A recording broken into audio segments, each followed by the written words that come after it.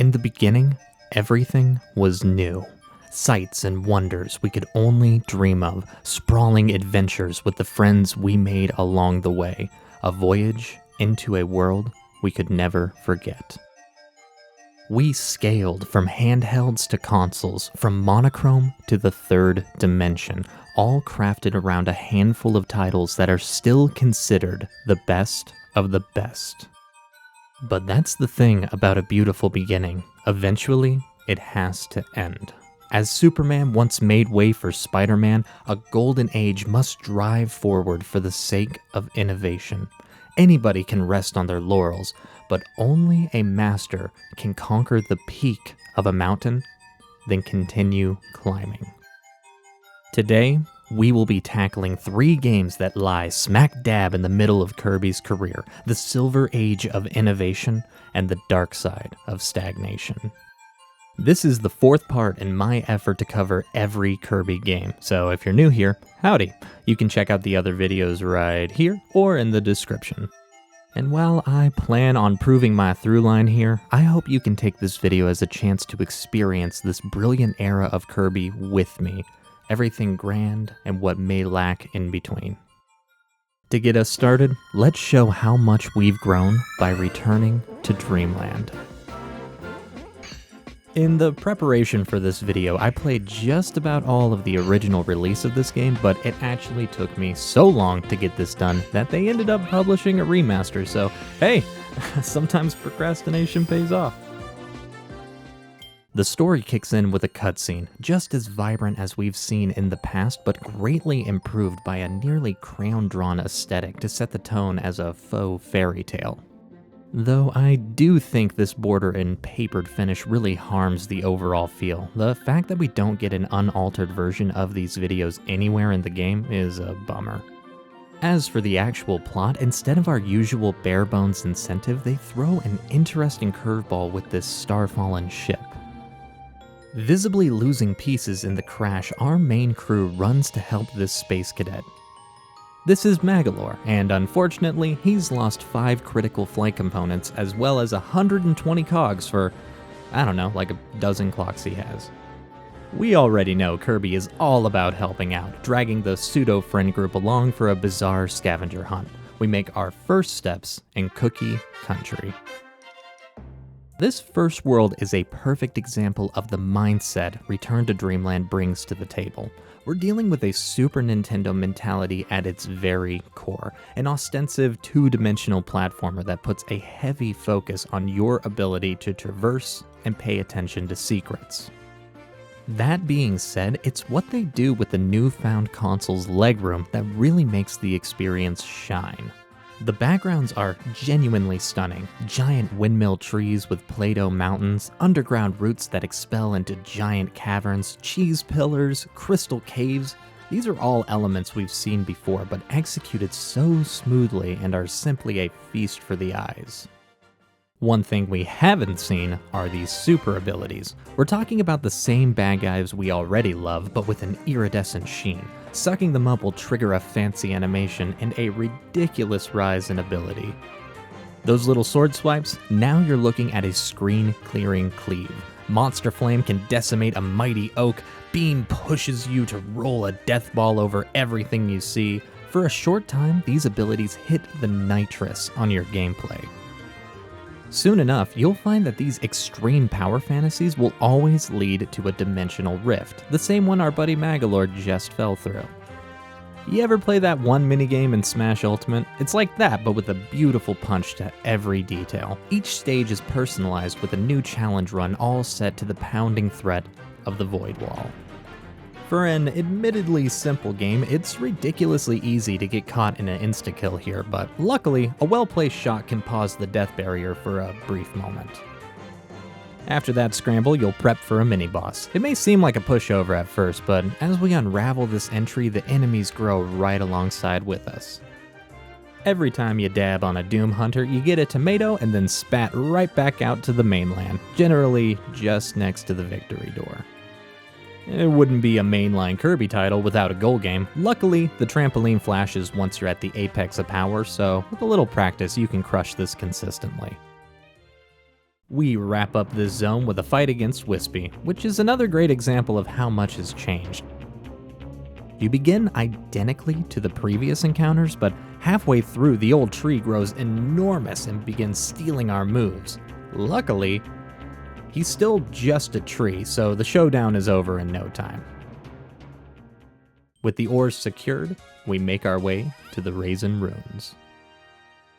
Off the bat, this may be my favorite sand area, not just in Kirby, but in general.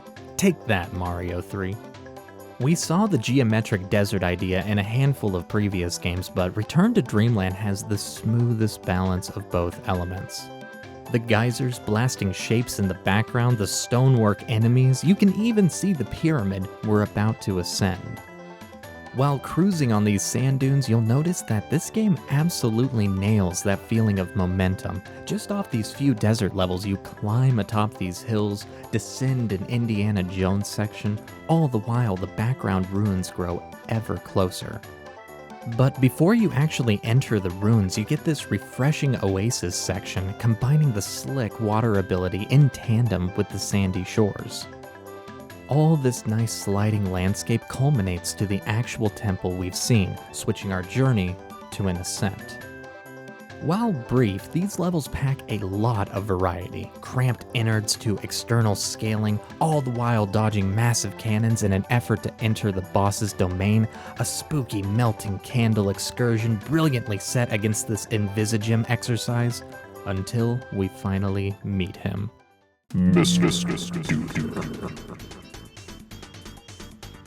This boss is mid, and I'm sorry to say that for the most part that will be the norm in this game. Visually, it's wonderful to see the new designs with this genie mixing up new attacks, but the actual final bosses in most of these zones are not something you'll look back on fondly. With the right wing in the bag, we swim on down to the Onion Ocean. Thank God somebody figured out that a good water zone requires about half of the content to be beach-based to level it out. That unique momentum carries over to this area, cascading down a tropical mountain, sinking deeper and deeper into these crystallized corridors. It's here that the enemy variety starts heating up. You don't have nearly as much control in the water, and the Barracudas certainly know that. Also, there's this mech power-up, which is just wild. Who would have thought they'd incorporate robotics in the series? Bet they won't do that again. We also see the return of the spear copy, which is a perfect example of the detailed combat in this game. Every ability makes a return, as well as a few new ones. The main difference here is how intricate they are. In the past, I found myself defaulting towards the most straightforward attacks. Most of my OG playthroughs can be summed up by dashing Y, and I don't think I'm the only one guilty of that.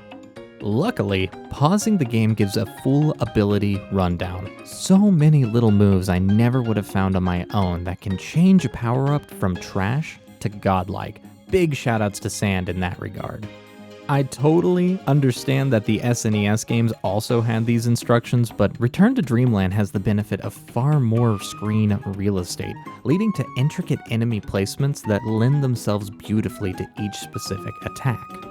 They handle the scarcity of better abilities masterfully. You don't stumble onto Hammer out of the blue. That's gonna cost a mini-boss or a hidden hallway to get your hands on. In the same way, they do everything they possibly can to constantly switch up your ammunition, leaving you with an extremely varied experience no matter your preference, always tested by the sphere doomers that grow stronger with each encounter. I never would have thought bouncing in a boot would be so entertainingly difficult, but paired with this wonderful cyan reef, it might just be the best highlight of Onion Ocean. Again, take that, Mario 3.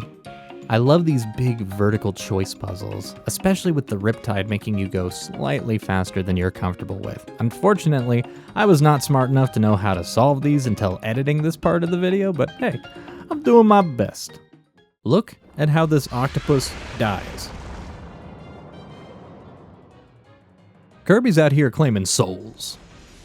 You gotta love the penultimate level's atmosphere. It's cramped and full of moving, spiky bits, but with the shimmering water and mellow colors, it all feels strangely cozy, like the Zora's domain, or being trapped in a bathtub. Our final boss is a pufferfish that goes ridiculously hard. This cannonball run in Kamehameha is entirely beyond my ability to dodge, but we managed to slip through. With the other wing in the bag, let's split from the main game and talk about a few side attractions. Heading into Magolor's ship offers many distractions, some of which are exceptional. To the right, you have a handful of combat challenges, paced out perfectly with the required cogs to access them. They offer a really fun way to learn the ins and outs of each ability, all set to these colorful blocks and logs. To the left, you can dip into a few ability rooms, set in 5 tiers and perfect for testing out on this creepy dummy dude. Though I find this cramped area somewhat unhelpful with how these attacks would work in-game, as most of the time you'll be sparring out in the open. And below deck, we have the meat of the additional content, the minigames. We all know the classics. Samurai Kirby is still an all-time favorite. Egg Catcher is a great time killer. It's awesome to see how they remade the wrestling ring from Adventure. I really don't like this. Whatever's happening here, stop. Ninja Dojo is super simple. Just click at the right time. It's the presentation and the playful distractions that make it one of my favorite solo games.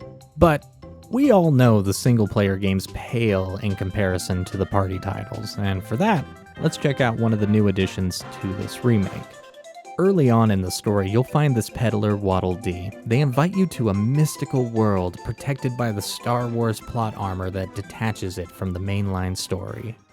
Welcome to Merry Magoland, brought to you in a cinematic 30 frames a second. Luckily, the games are still buttery smooth. Here is your hub for the greatest multiplayer hits. You got your bomb toss, bumper cars, and you already know Crackety Hack makes an appearance. In full honesty, these games felt a little too familiar, and after checking back on Magolor's ship, yeah, they're just the exact same from the original game, which threw me off at first because that feels really redundant. But the more I dived into the games, the more sense it started to make. This whole area is not an effort for new content, but a way to present it with a full-fledged reward system that is hardwired to the internet. Speaking with the Souvenir D again allows you to see the new masks you can collect. Clicking down on the right analog stick lets you put it on at any point here and in the main story. I mean, it's a nice addition, but I can't really see myself jumping at the opportunity to wear any of these. Maybe if you just wanted to flex. By completing events, you can fill in these stamps, unlocking a large variety of power-ups you can take with you and use whenever you're in a pinch, which is kind of never. Death is more of a random inconvenience. Of course, Magolor is here representing the management of the establishment. They'll cue you in on a few global facts about the game, which undoubtedly are going to be astronomical. Sticking with a minigame for long enough will actually let you tap into some of these statistics in real time. After a few games of Samurai Kirby, you can join a Battle Royale. This takes the single button fun of this game and pairs you against 99 other people to see who has the freshest brain. It's great that you can only play it once a day, adding a spicy weight to your attempt. Minigames have always been a fun addition to these titles, and Deluxe has really taken the horsepower needed to stand beside the party titles that we all know and love, at least for a couple of minutes. Once the party dies down and you're back home with that classic dehydrated headache, you'll be all set to jump back into the story and tackle the snow zone. Snow areas in Kirby games are always so serene, and White Wafers is no different. In an effort to avoid annoying ice physics, you'll mostly spend your time slipping through mounds of snow and traversing igloos. We'll see the fighter and ninja abilities are heavily favored here, which are some of the more fun movement options in the game. Pair that with a cannonball run, and you get the feeling that they did everything they could to make this area intrinsically fun to get through, rather than annoying. Below the surface, you'll find a pseudo-cave section with an old-fashioned rock slide. This comes to a frenzy when you find the first super hammer. This attack may be more fashion than function, but it certainly feels just right. I've always loved these windsurfing levels, beautifully casting against the purple sunset and icicle corkscrews in the background. You do a little bowling, crack through a puzzle level, crawl through the darkness, then you're ready to fight the boss. I'm actually happy to report that this fight is tricky enough to be my first combat death, but nothing a little sand cheese can't fix. Now that we have the ship's emblem back, which strikes me as an aesthetic addition, so I'm not sure why it's only one piece stands between us finally saving our shipwrecked buddy. Nutty Noon, the first location that's named temporally and not geographically. Super nice touch with the first level being set against the original world's background and ascending to the sky, settling into a cloudy beanstalk area. Welcome to the summit. This is the part of the game where you climb to the very apex of the big bad castle. You'll face devious death zones, tricky traps, and one enemy that looks like that guy from Smiling Friends. This is the first time you'll get to work with the bird ability, which is an absolute treat. The fine-tuned flying mechanics are paired perfectly with the mini wind tunnels you'll face. This is always right around when I start really loving the gameplay of a Kirby game. They finally start bumping up the BPM of challenge to a perfect rhythm, even setting up these moments where if you aren't acting quick enough, you'll miss out on collectibles. Once you tap into level 2, you get that pristine rolling sunset. Like before, it's a perfect case of redefining segments we've seen in the past with a much grander scale. Though these lever puzzles are a little silly. I get the idea is if you pick wrong, you release some bad dudes, but that's not really a problem, you know? They do take the appropriate time to make this castle feel imposing, even going into the clouds above to add this elevated tone of grandeur. Except for this cog. This might be the worst hidden collectible I've ever seen. You can always tell you're approaching the end once the landscape starts squashing you. A part of me wishes that Death in the Rift would have you miss out on your chance with the Doomer, but I could see that would get wildly annoying for a completionist. Level 5 presents our first gauntlet, and I somehow began with half a health bar.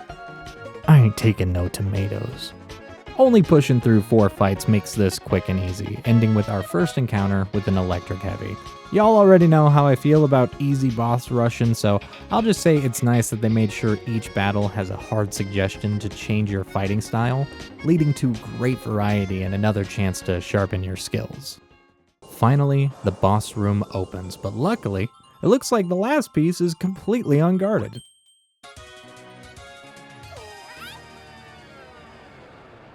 Why, you think they were just gonna give it to you? You just came from this room. Anytime you see a room like this, you know you're in for a hurtin'. This is the Grand Doomer, a genuinely ridiculous fight. It's somewhat reminiscent of Mark's with the teleportation and the foreground attacks.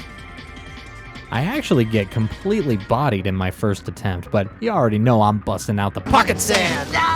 Refilling their health bar near the end, they make your normal attacks useless, warping enemies in for the assist. But this dingus brought in a super swordsman! Absolute clown maneuver. Once you land the final blow, the animation switches up. They know you just nailed it, and they're hyping you up to celebrate.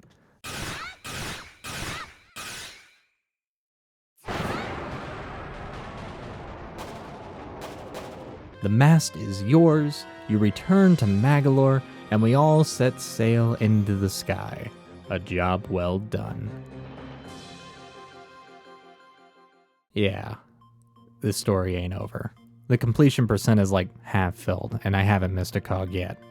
During our visit to Magalore's home world, Halakandra, we are attacked by a Hydra. Oh, I just fixed that! Unfortunately, we're shipwrecked again. And my controller's about to die. They've gone all out with a brand new overworld, completely changing the tone of the resting area and throwing our preconceived story right out the window. Our first stop in this strange world is the mechanical minefield of egg engines. If I had to describe this first level in one word, it would be cramped, and I am all about it. Having an infinite jump doesn't do you much good when you're jammed between steel, especially when you're lost in the dark. The cannon section presents crushers with little gears for eyes. It's like they feel awkward for crunching ya. Even the water areas have this mechanical touch, which is gross, but in a whole new way. Conveyor belts are going at Mach speed. Victory and failure race across a razor's edge as you do everything you can to keep pushing forward. Heavy eggship vibes. Which makes it all the more disappointing that the boss of this place is just a robot, like a small one. Outside of the fact that your damage is shown on each hit, it's probably the most forgettable boss, especially as this is the only stage boss that doesn't have any item or plot progression tied to their defeat. Time to roll up your sleeves. This is our last world, Dangerous Dinner.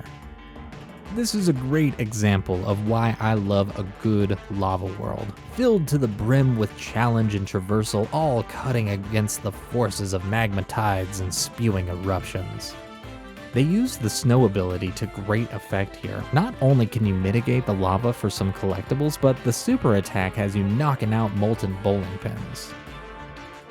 All of this, they're just features of the outskirts. You'll enter a volcano and descend the mighty passage while narrowly avoiding boulders and bad guys. This candle section is so intense, perfectly capturing that fear of deep, unclear water. They actually get a little clever with the Grand Hammer section, needing you to choose the correct power to line up these wires. I often find myself playing these games with my brain completely switched off, and something like this jolts me back into the present moment. They certainly do not mess around with the rifts anymore. The window is super tight, and they'll put you in places to catch you off guard with the moving terrain. Getting back outside has you dash through a meteorite attack, dodging miniature suns, and capping off with you literally cutting a volcano in half. The feels in this game, those are immaculate. At last, we finally meet with the mighty dragon. It feels a little cheap to go with sand again, so now's the perfect time to test my bomb tossing. Landia starts off as a bit of a pushover until it's revealed that this ain't no dragon, it's dragons. This may just be me here, but I definitely feel worse about beating up 4 little dudes, but before you know it, the battle is over. With the threat defeated, Magolor reappears to congratulate us while taking the fallen crown. Okay, let's be honest here. Who here didn't think that Magolor was gonna be the bad guy? After Marks and Dynablade, I think we're all a little suspicious about overly nice strangers and seemingly bad animal. You'd be a fool to bet otherwise. You don't even make up with Landia. Dude just walks up behind you and nabs your head. It's like, yeah, we gotta go do the flight section of the Kirby game. This whole part has some of my favorite atmosphere in this game, the cool blue and purple searing against the liquid orange. The bullets come fast and the space is minimal. We gotta be careful as we only have 100 chances at this. You never know. Once we meet with Magolor, we face off against the lore. Every attack is based on the same items we spent the majority of our time collecting. After some tense dogfighting, you're struck to a local planet, ready to bring the battle to the ground. You always have to try these roulette abilities. You never know, you might get a hammer. We are finally at the final fight, and they did not hold back. Teleportation, flying projectiles, Kamehamehas, galactic whirlpools, the gang's all here. Like the Doomer, you'll reach a point where you must grab a guy to do a super move.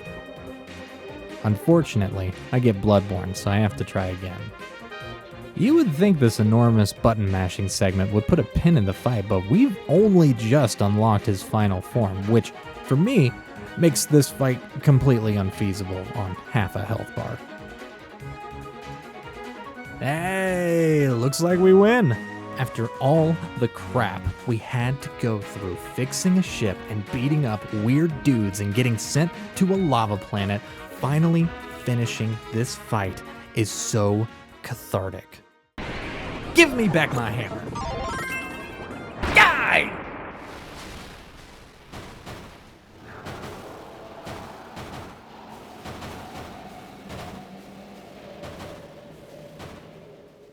In an uncharacteristic move, there's no retribution for Magalore. His dark power fades away with the shattering of his planet, and the very ship we fixed comes to us by its own will, offering salvation. We ride with Landia one last time to return back home, all our friends safe and sound, sending the ship and the rulers of Halcandra home with a fond farewell.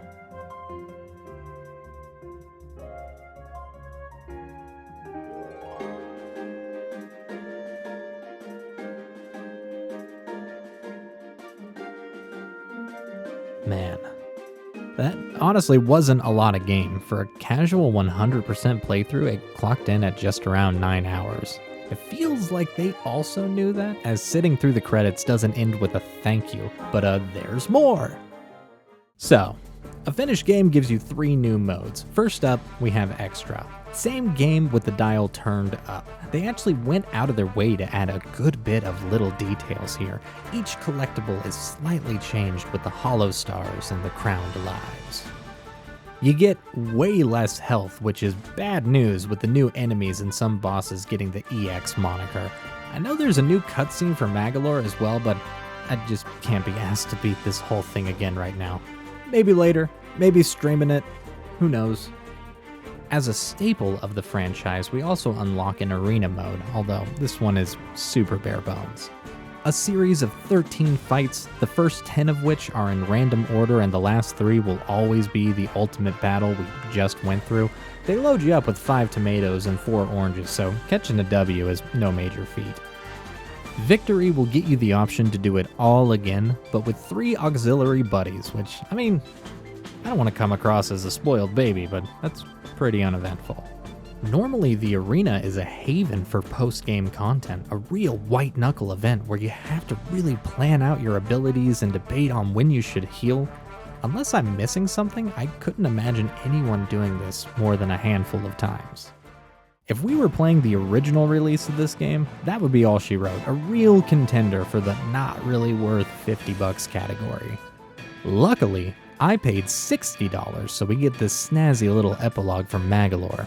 Not only are we going to get the redemption of our villain we missed out on in the main game, but would you believe me if I told you this was the best part of Return to Dreamland?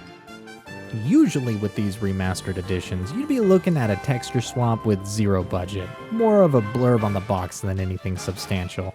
But this is Nintendo we're talking about.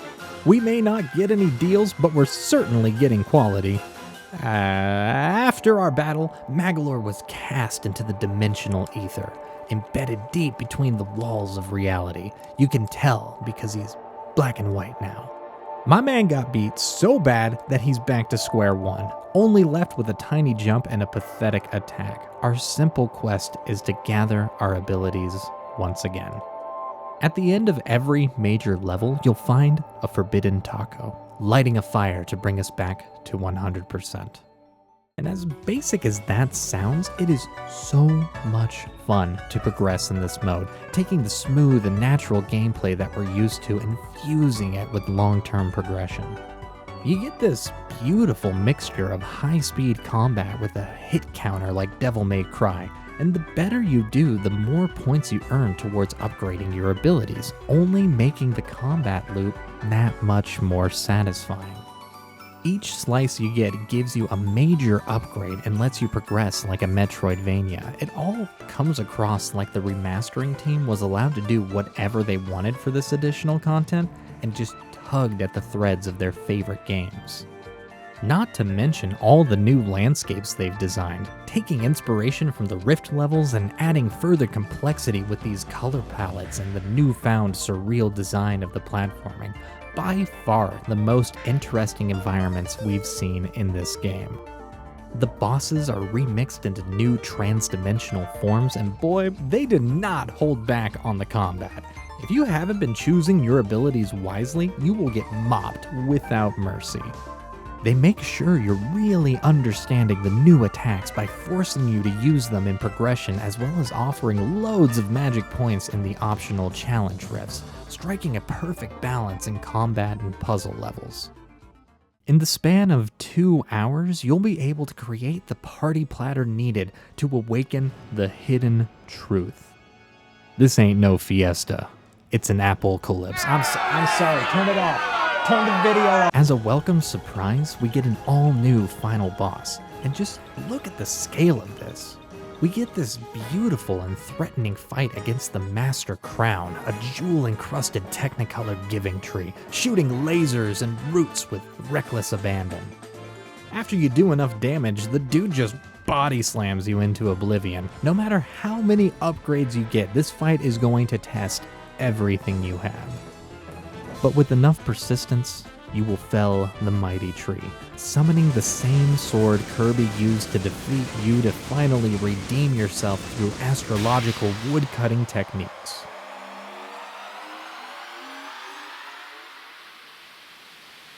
A new portal opens, and we hop through, leaving the misdeeds behind to start a new beginning.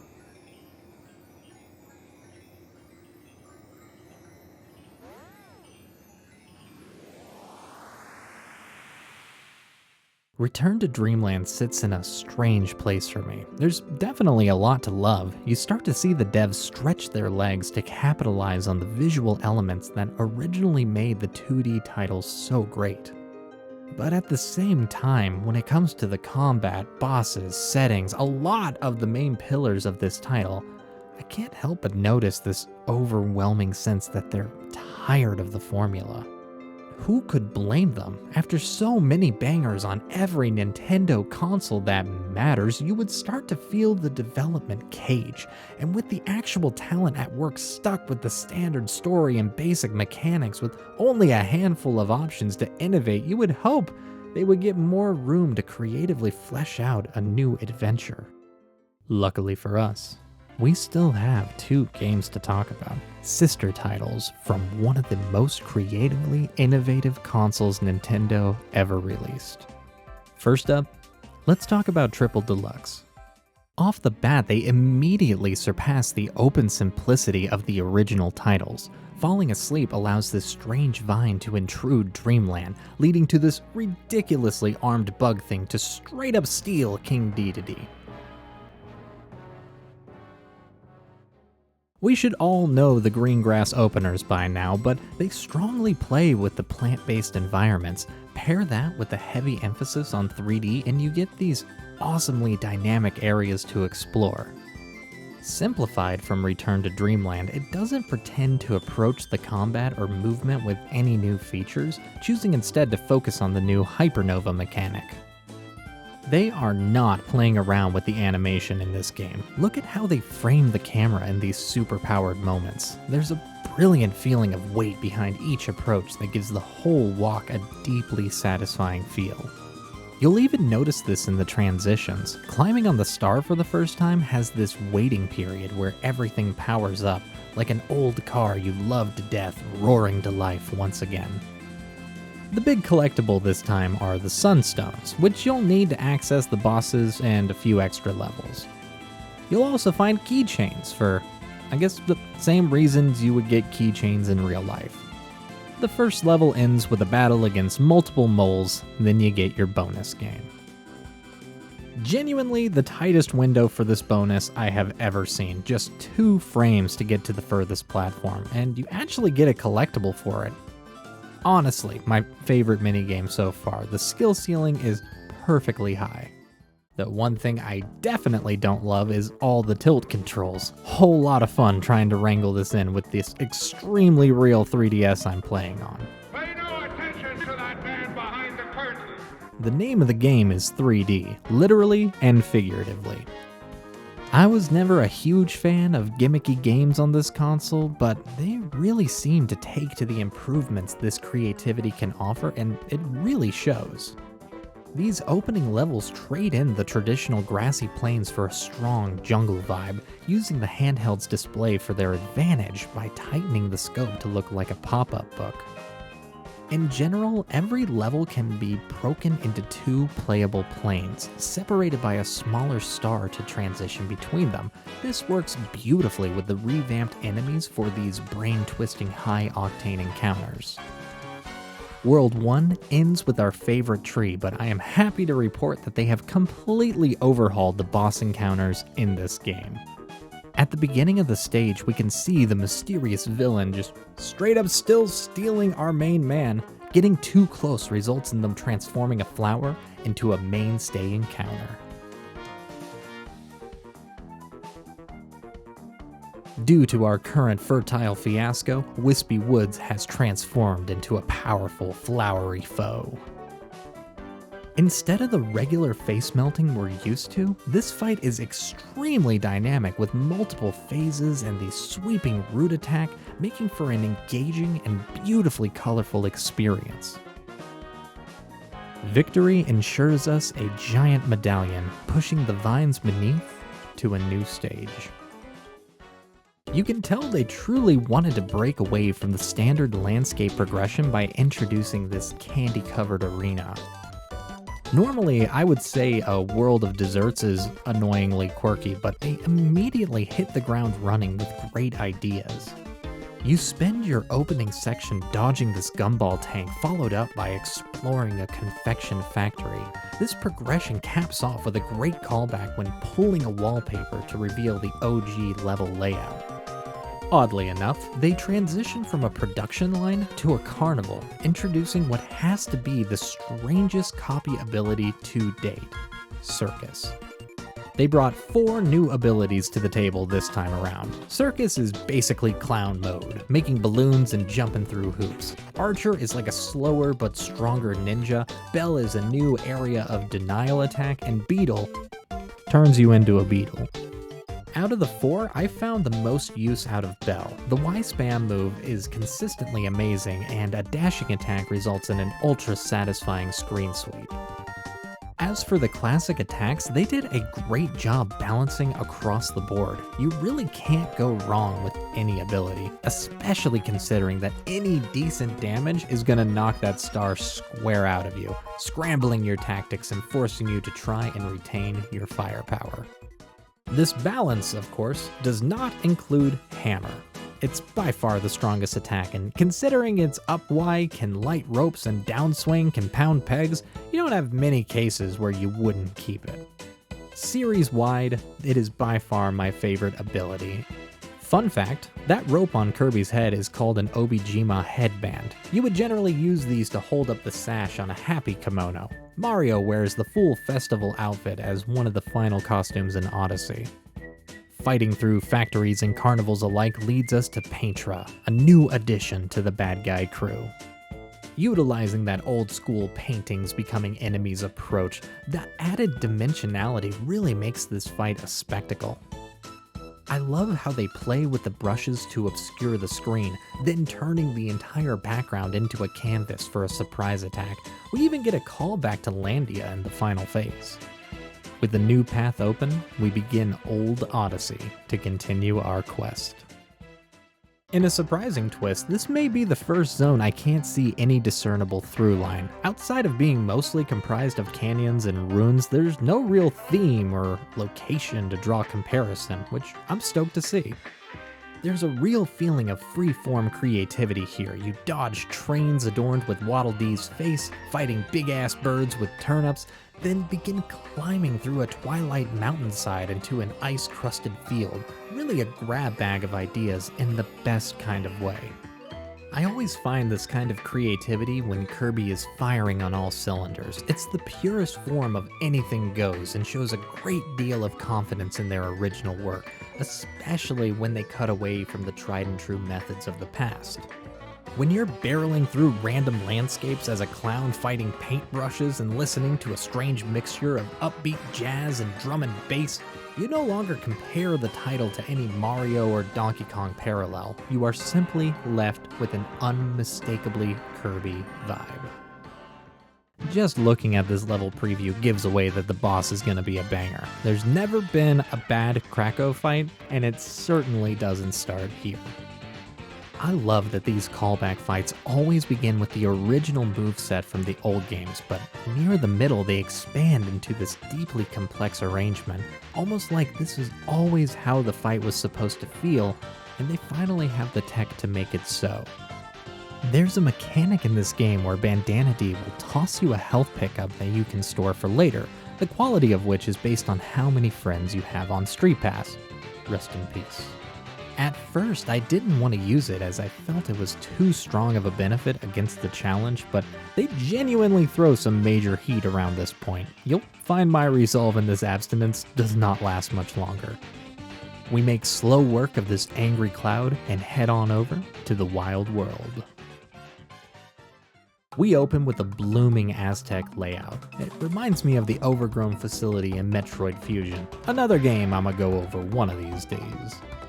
They play with water in a really refreshing way, pairing extremely well with the tight wind tunnels as a fine replacement of a dedicated water world. Though this tropical setting quickly falls to the wayside by immediately turning into a haunted mansion type deal, which is definitely weird, but man, do they bring it with the content. It's all a trick of the mirrors, using the background to see where pitfalls or blocked passages lie, finally stumbling across a hypernova fruit so you can wreck a few nights. They even pulled the fake-out end door to call back to haunted furniture, genuinely running circles around any boo house I've seen. While the 3DS isn't the most graphically blessed device, something about pulling the curtain on this room and beaming the sunset across the walls is just overwhelmingly pleasant. The second half of the zone is dedicated to this golden temple, filled with sand traps and laser snakes. Once you actually roll to the end, you face an enormous cobra built across broken pillars. Overall, this area is a perfect stepping stone into the mid-game. Though it's definitely difficult to hype up this section once you know the next zone is titled Endless Explosions.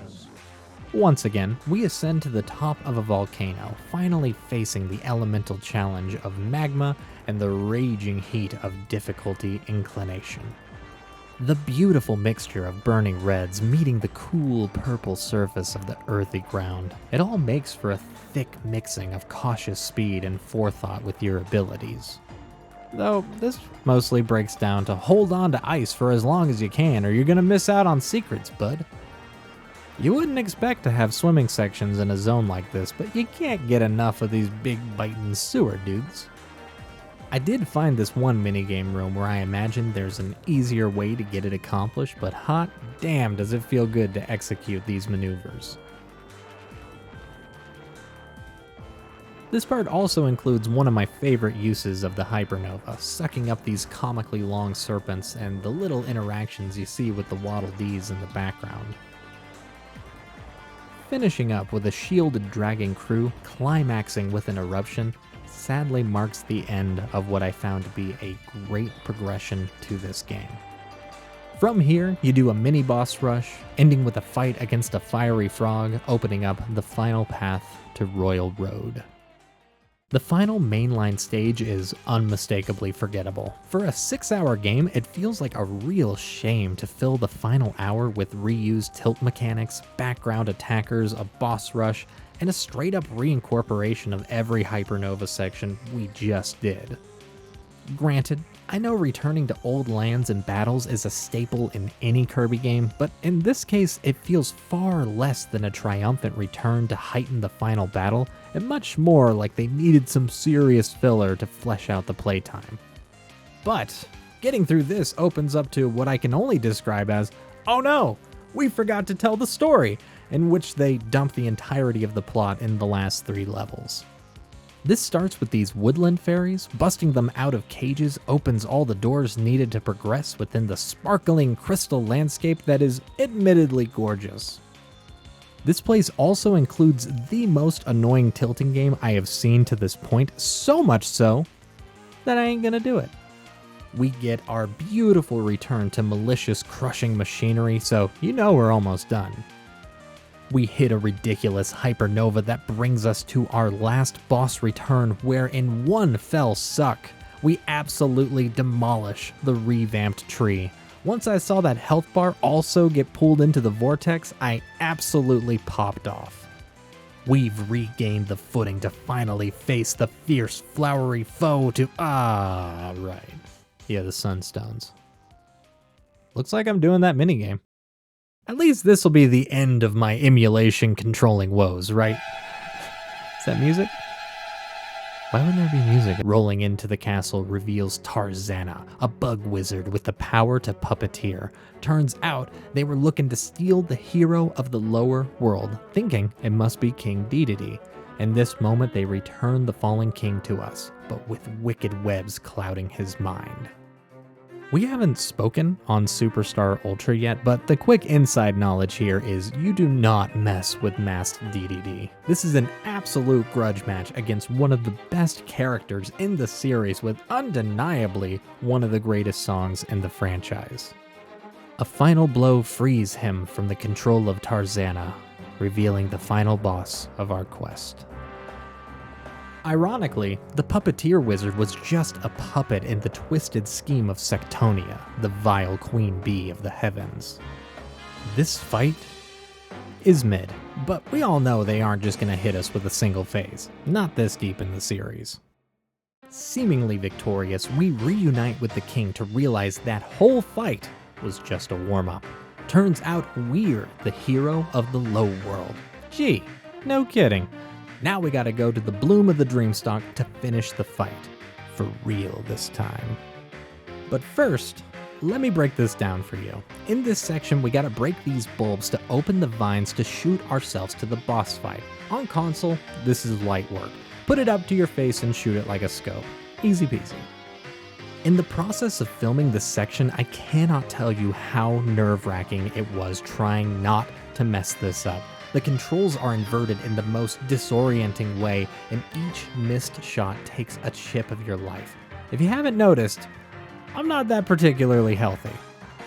This, by no means, is a point away from the game, but from my experience, this very stupid perspective of mine, just trying to get to the final bit and being tested in a way I could only describe as hellishly stressful, is just another place this massive franchise has mentally transported me. It's time to end this.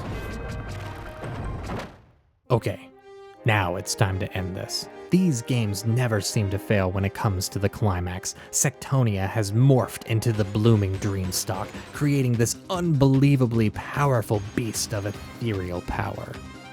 As for the actual fight, it's mostly dealing with these four dinguses. With the gaps in the platforms, you can guarantee you'll be losing whatever power-up you bring. That's not a problem. By this point, you should be extremely familiar with the suck and blow technique and can get through any hardship using the Dust Stars. It won't be easy, but nothing worth doing is.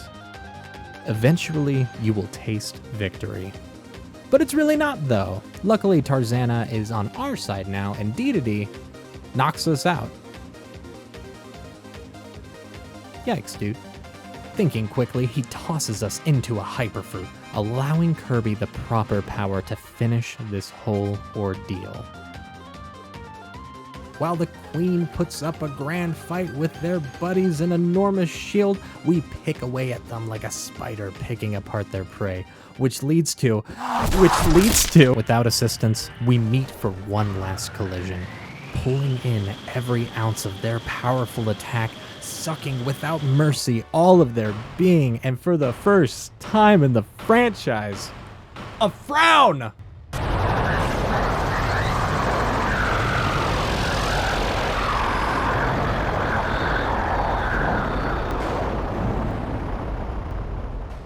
The vine vanishes, the fairies take us home, we got a new friend, and the Dreamstalk meets a beautiful bloom. Of course, this means there's an arena, but better than that is Kirby Fighters. This is a slick multiplayer mode where you can test pure Kirby mechanics in a straight-up brawl. If you bump up the difficulty, you realize just how insane the tech can get. See, I knew about Dedede's drum dash beforehand, and I was stoked about trying it out. And as cool as it is to try a rhythm game, this mode is unforgiving when it comes to hit zones and timing. If you were looking for content featuring the OG Penguin, then Dedede's Tour is where it's at. Taking full advantage of the campaign, you can embark on a new spin of the content, a speed run to tackle these levels as the big man himself, fully decked out with all the hammer moves. This takes such a beautiful cue from Return to Dreamland with the hard mode and gives you the ability to dive right back in with a refreshing twist. Looking at all these nice additions on top of the effort to 100%, what more could you ask for? A lot, actually. Look, if you were looking for the classic Kirby vibes, you got it here. The thing is that we still have classic Kirby titles, and what we gained in graphical presentation, I can't help but feel the sense of treading old roads based on the fact that they know you don't need to fix what isn't broken. Wouldn't you see the super abilities and the hypernovas only being used at specific times in certain levels to do tiny tasks that always boil down to the same outcome as a gimmick? Couldn't you see the wide world of new portables and consoles and the backing of so many talented creators approaching this series with the same stock standard level layouts and by the numbers approach to bosses and traversals as a genuine shame? What is the point of breaking the box open if you're just gonna grab the same tools? Why must this Silver Age be nothing more than a shadow of the glory we've already seen? Can this truly be the future of the franchise? Will we ever see this team truly spread their wings and do something, anything remarkable?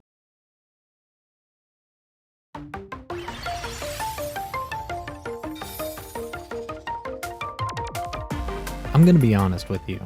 This game is the entire reason I wanted to make this video. 2 years after Triple Deluxe and nearly 20 years after Superstar, HAL released Planet Robobot.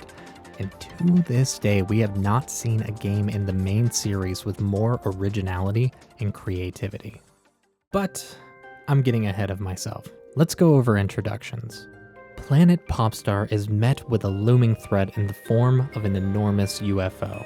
Our main cast is completely stunned as the vessel docks, planting these wicked bulbs in the surface. If only Kirby could even slightly care. Our journey begins in the strange new world around us, ready to complain to our new neighbors. This game has the same bones as Triple Deluxe. Your jumping, dashing, and abilities will feel right at home if you've dabbled in either of the previous games. Sunstones are replaced with code cubes, keychains are replaced with stickers, and the bonus game is straight up the same scenario with a kick in the visual pants. It's really what they do past these basic mechanics that have this title standing head and shoulders above the competition. Off the bat, you can see the revamped vision up front in the background. The entire green grass motif is completely reworked into this metallic landscape, giving us a chance to see the electronic trees poking from the outside. Every enemy has taken this opportunity to rework their approach, Waddle Dees taking mechanical rides and Scarfies that fully embrace the cybernetic overhaul. Blowing convention away, we face off with Wispy in the very first level. Even the enemies are terrified, as they totally should be. This is less a battle and more an escape. The old tree having this terrifying metal makeover clearly sets the tone that this fight isn't going to play out as we've seen before, not without some serious help. After stumbling across a flying death squad, we are able to defeat an invader to acquire some mechanical help of our own. Just look at this cutscene.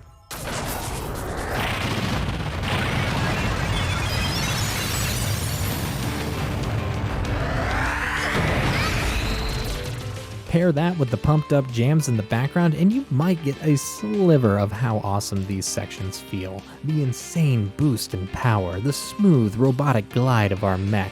Outside of a loss to jumping and tight space maneuvering, this is a flat out upgrade. While mid-level power pushes are nothing new to this trifecta, it's the delivery that makes all the difference. Before, you would be set in a small area to express this overpowered ability, generally with a pre-planned set of things to do that culminate with a collectible. Robobot takes these rules and shoots them into the stratosphere. Any ability you can capture has a new robotic variant, completely changing their utility and best use cases. While only 14 of the original abilities make an appearance like this, it still stunned me the entire time I played. Nah, they wouldn't have made a robotic version of Parasol. That's such a niche attack. They absolutely did, and it's killer. Well, what about Microphone? That's a weird 3-use ability. It's got infinite uses now, and you can terrify turtles. From these familiar skills, you completely flip the world of action to the actual gameplay. Those logs that were just in your way? Slice them. Giant golden dice trying to crush you? Bash them for a quick gambling sesh. Even beyond the action, you get this wonderful change to puzzles. You can lift these giant cubes for platforming and circuit connection.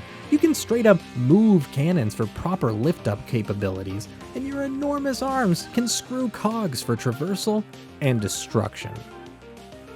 Just to put icing on this cake, your collectibles being stickers means you can put them on both of the mech's arms, so they're actually fun to collect now, as you can actually see them. On these merits alone, I would consider this game to be an incredible success, but we are far from done with what this game does so fantastically. The third level introduces a giant train, bringing the batteries to the gameplay. Like the keys we've seen before, the batteries can power all sorts of items in a level, saws to burn obstacles, and teleporters to bring you items and secret doors. The scope has been beautifully expanded from Triple Deluxe, keeping the compact design for the ease of play, but opening up the backgrounds like Return to Dreamland to give this genuine epic feeling of scale and intensity. Look at how much you can see outside of the train. Look at this ending point with the conductor fast asleep in the boiling metal face of the machine itself. Once you think it's all over, you immediately run into this guy, a mid-level mini-boss with more design effort and mechanics than we've ever seen before, all brought to a fiery climax against the antagonistic Anaconda with the final screw racing against a gang of torpedoes. Once you finish that, just look at how the fourth level starts.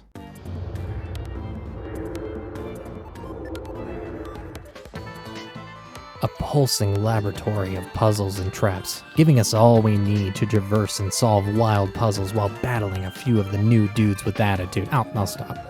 Once we've carved through this landscape, we finally get a chance to face off against the wild woods from before. Clanky Woods. It's a lot of fun to see the circular battles from Crystal Shards make another appearance, only improved by the new animations and attacks that keep you on your toes.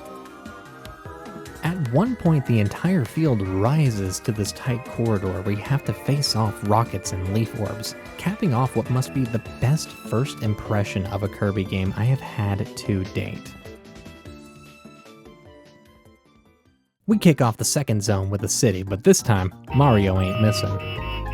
All the buildings are modeled like juice boxes, busy streets with impatient drivers ready to run you down, all pushed through the cascading lens of rolling rooftops. It's a stellar setting. There's no rest moving into the second level, introducing the jet ability and straight up turning your bot into a plane. Playing half of a level as you normally would, only to approach it in a completely new way with a robot, has me thinking back to Titanfall 2 and your relationship with BT. The first Titanfall game actually coming out mere months before Triple Deluxe did, it wouldn't surprise me if they were inspired by this gameplay flow, although it doesn't seem we take nearly as good care of our robotic buddy.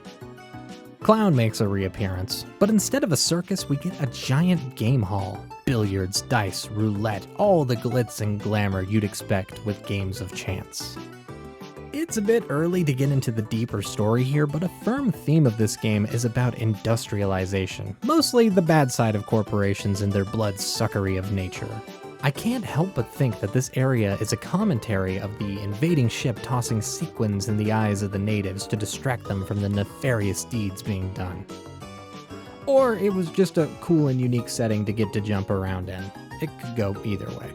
I don't know any natives that would elect to dodge giant golden balls on a roulette wheel, but you never know. Like any good casino, doing too well will have security running you down. The boss around these parts is a program called the Holo Defense API. This is a fancy way of making a throwback boss section, but I'm all about it. Facing off against Krako, Doomers, and Coily Rattler is a fun nod to anyone that's played the previous two games, with a huge callback to Dreamland 2 when you face off against Ice Dragon. That dude is so old, his name is just a description of his attack. We take out another leg of the Metal Beast and head on over to Overload Ocean. I've never been happier to tell you this is the worst section of the game. Storming a cargo bay, facing off against octopuses, and this guy here, his name is Wolf. That's just great. Another case of only half the actual game time being in the water, replacing the beach with racing. Exceptional roadster sections with a drop in and out mechanic. It's like someone knew how fun the rock slide was and decided to go all in on a boosted alternative. Every zone has one of these towers of power, and the fact that they submerge this one is a nice touch. I haven't really touched on them as they're kind of exactly what they look like, brief periods of platforming where they can color swap the background, though I do like these orb obstacles. My brain refuses to avoid their shocking advance. They always have these little memory puzzles that I enjoy. Down the line, they have you holding that clue for minutes, and it adds a nice tether to your progress to make sure that you get those code cubes. There's no dedicated ice world this go around, so the closest you're gonna see is this ice cream factory. Much better in my opinion. Look at how happy this guy is. When we finally fully sink into a water level, they truly send it. It's slow and methodical, giving you a chance to breathe in the vibes and explore any corner you please. Surfacing at the boss, we are greeted by Susie, an employee of this invading starship, and introduction to the meat and potatoes of the story. With a quick monologue, you learn the attack is spearheaded by Haltman, a tycoon of intergalactic proportions. The forces we fought are the cleanup crew bent for full annihilation to claim Popstar for themselves, leading to our first fight against the heart of this company. This revelation recolors all of the game we've played so far. The tree bulbs are parasites. We don't get grassy lands, ice tundras, or any of the sort, as we've been satiated with cities and civilized comforts, factories and processed foods. You know, the things. Kirby is no stranger to the concept. So much of the original titles mesh the mechanical with the natural world, but for the most part, we lived in one of two timelines. Either an untouched valley or a world frozen in time after being completely used. What's astonishing is this is the first time we're seeing the change in real time. Now, just to be clear, I'm not some wild granola crunching tree hugger. I mean, I like the environment. I could see myself hugging, I don't know, that tree. But what really draws my eye is the subtle hand that this franchise has played this element, mainly by making you face the problem with a silent revelation. As much as I love the new places and the added gameplay from the mech suit, by taking part of these niceties, I am in action a part of the problem that's destroying the natural beauty of Popstar. This understanding stares you dead in the face here in the next zone, Gigabyte Grounds. Not so much a desert and much more an oil refinery, this barren land is the first real departure from the whimsical to the challenging.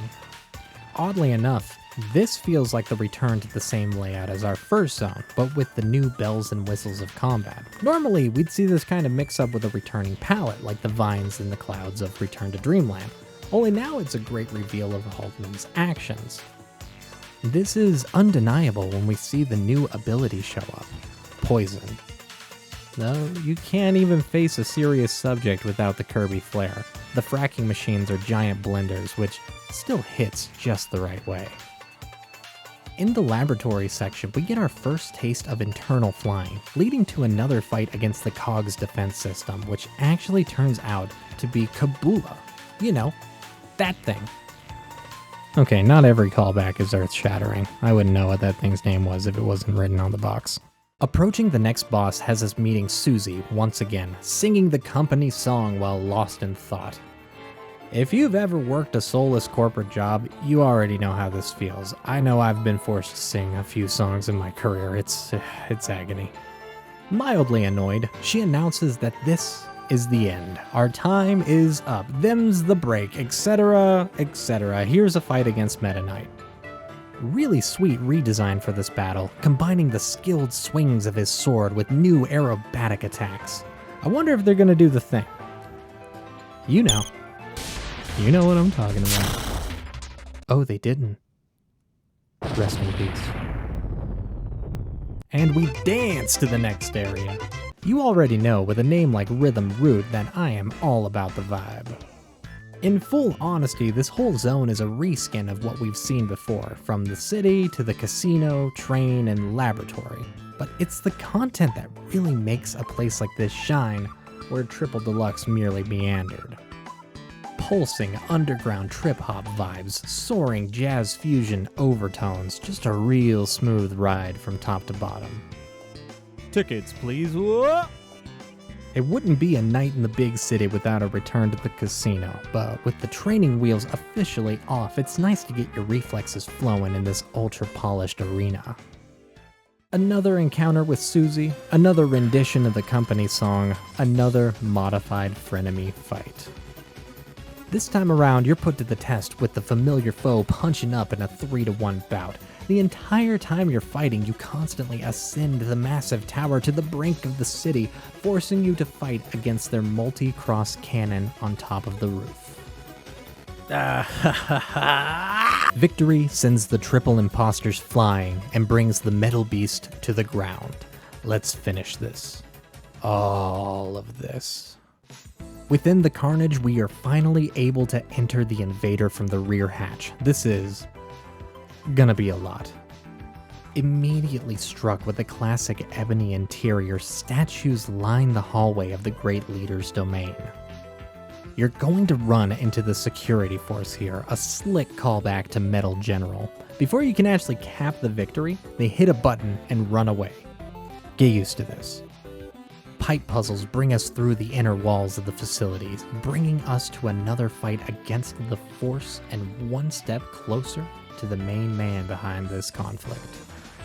The internal laboratory has one of these tilt slides from Triple Deluxe, and strangely enough, this is straight up the only time they incorporate tilt mechanics in this entire game. Thank you, I love that, but why? Why just have it in this one time here at a random place for like 10 seconds? Especially when you compare that to the tricky fun of working with a robot helper in the background. If you get this one to the very end, you get this excellent outcome. These deadly platforms are great, a perfect example of Kirby logic. Obviously skulls are bad and green is good. Don't mess it up. We can't get through the final gauntlet without a tight mech section, right at the end pulling the most exciting bit of robotic collaboration. Some of the most devious puzzles, large-scale platforming, ingenious use of the new abilities, and of course a return to all the great collection items we've seen before. You gotta have one last encounter with the Snow Bro before we cap a victory. And on top of that, I don't think y'all are ready for the 4th level here. We start with another encounter with the security dingus, no problem at all. Victory leads to the button, but this time we get transported to this place. From what I can tell, this is the land between dimensions, the same place we skulked through as Magalore, though I don't remember dodging Tetris pieces when we did, so I must have missed them. This is the closest thing we get to a boss rush, which I don't mind at all. We mostly face off against those holograms and meet back up with the bolt action snake. When everything is as vibrant and smooth as it is around here, I am down to face any kind of challenge. You always have to try. Alright, let's just do this.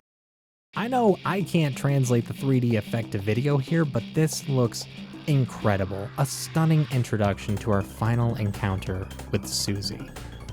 You know, she pities us, really, not understanding the joy of a career life, stuck in our simple ways in the field of pop stars, giving us a grim goodbye with the return of Mecha Knight. Do you think this'll stop me? Just look at this parry. I ain't playing around anymore. With Meta Knight firmly defeated, it's time to get to the real culprits of our dismay. They did the thing. Susie is steaming, ready to cast us with another attack before being halted by Haltman. He gives us that good old-fashioned fat cat introduction, explaining his evil plan and the toys he'll use to achieve it. Very much a 007 move, and it didn't work out for those guys. We hop into a beautiful battlefield, the planet through the windows, the gold circuits meeting the purple motherboards of the ebony floors, the absolute bank that hits the screen during the fight. Haltman puts up a genuine onslaught of attacks from his golden mech. This would be a real sweaty session if I didn't pick ESP for the fight. You'll love to see it. Mere inches from victory, we finally see the mask slip off, forcing our foe to initiate the nuclear option. But at the last moment, Susie makes her play, stealing the headpiece, revealing her espionage, and shooting herself in the back of the head. What's going on with you? In all the commotion, the ultra-computer Stardream has taken over Haltman and initiated a planet-glassing attack. Luckily for us, it would be in Susie's favor to not explode, so she sets us up with a mech. Great! I can just go punch the giant computer out in space. Think, Susie. Just in the nick of time, Meta Knight has come back to his senses and rides the halberd into battle, allowing us the perfect opportunity to combine forces for this absolutely legendary moment.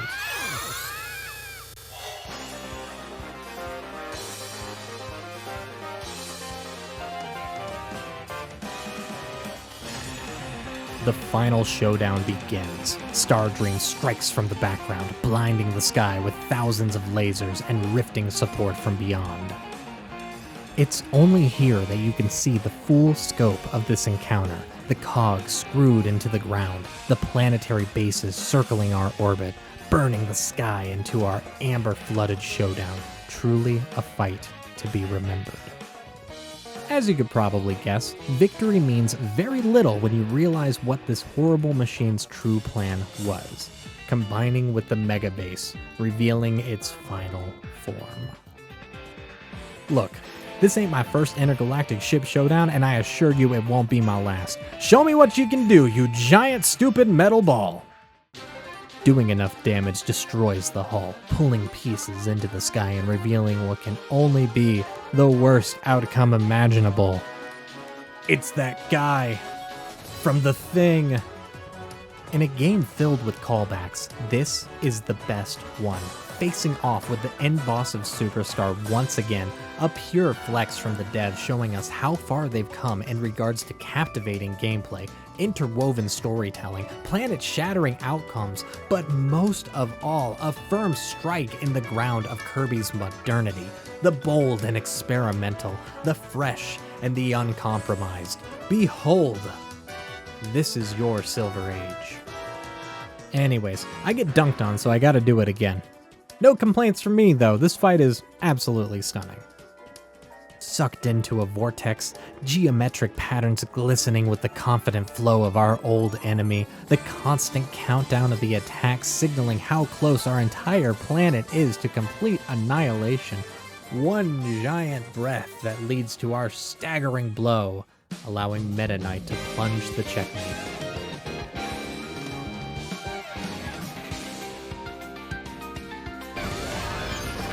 I don't care how many hearts you put in my way. I am going to scramble you.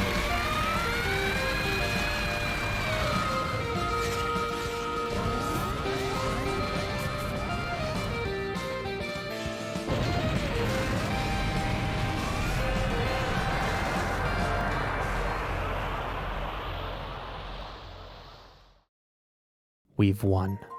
Cast out into the depths of space. In the face of the infinite, our mechanical brother cradles us, pushing us back to salvation. Oh no, is it crying?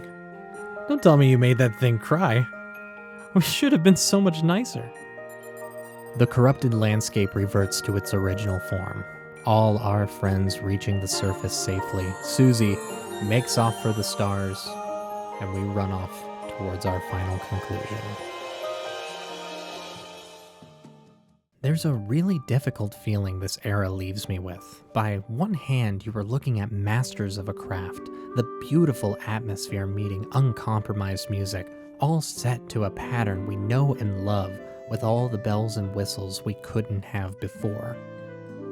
But once we flip the coin, so much of what we've seen was strangled, scared of stepping out of a box of proven success, and in doing so, leaves us dimly lit within the cardboard of the mundane. The same can be said for all Silver Ages, no longer the pioneers of their land, but simply improving the patterns of our forefathers.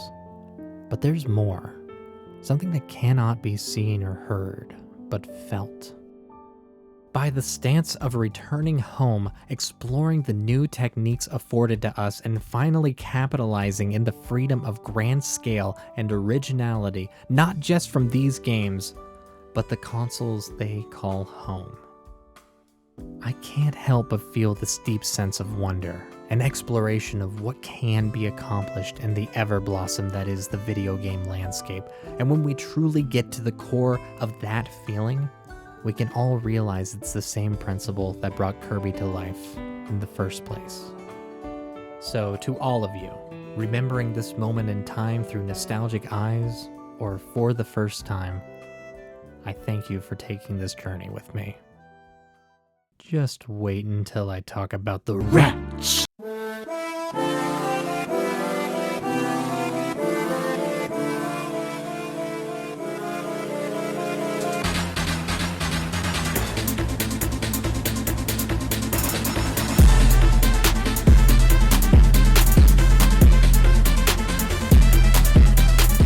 A huge shout out to Lee for their support on Patreon. If you would like to support the channel, please consider checking out my Patreon or joining the Discord. Both of the links will be down below. This video is by far the biggest project that I have ever worked on. It's been stewing in my brain for so long, and every time I tried to weasel out of it or try to release it in parts or, try to break it down into a smaller size, I just knew that this is the video that I wanted to make, so I don't know how it came out. I hope that it's good, but yeah, it feels so incredible to actually get it done. If you don't know, when I record these voiceovers, it's always at the end of editing, so this has probably been a good, 4 weeks of my life so far. The ultimate goal really is to discuss every single Kirby game from beginning to end and kind of talk about how they are individual and where they shine and where they may lack. But as you can see with this style of video, I really don't want to approach the plate, one at a time and say, yep, another Kirby game. It's got this element, it's got that one, and then it ends with the weirdly overpowered, creepy kind of boss. I feel like that would be really hammy, like phoned in a way. So every time that you see me step to the plate and actually discuss Kirby again, I have to be able to bring something to the table. There has to be something new that I can actually latch onto and then be able to discuss. As for the future, I'd really like to make a short video. It's the same thought that I had when I finished the Shovel Knight video, and you see how that went. But I'd really like to take the time to make, a couple of the scripts that I have going right now, finish them up in a nice shorter window, but really make it tight. Take the time to really learn the software that I'm using, define my editing style, and really take that as a chance to not only kind of shake off these bigger, more structured projects, but really learn the ins and outs of how to be able to do things efficiently and in a more clean manner. As a brief conclusion, I just wanted to thank everybody here down in the comments or over on the Discord. Everybody has been so helpful, such nice comments and a lot of constructive feedback that I've been able to work with, and really just creating a community that is astounding. A lot of really great individuals, a lot of great artists and creative minds and people that incorporate their different styles and share what they do. It has been extremely fun to be a part of, so if you want to see some of that, I super recommend going to the Discord. I think you'll be able to find a really nice community of great people working together and having a great time. Outside of that, thank you again. I know I rambled too much for watching this video. Hopefully, we'll be able to see a new video here soon, and I hope you have a good one.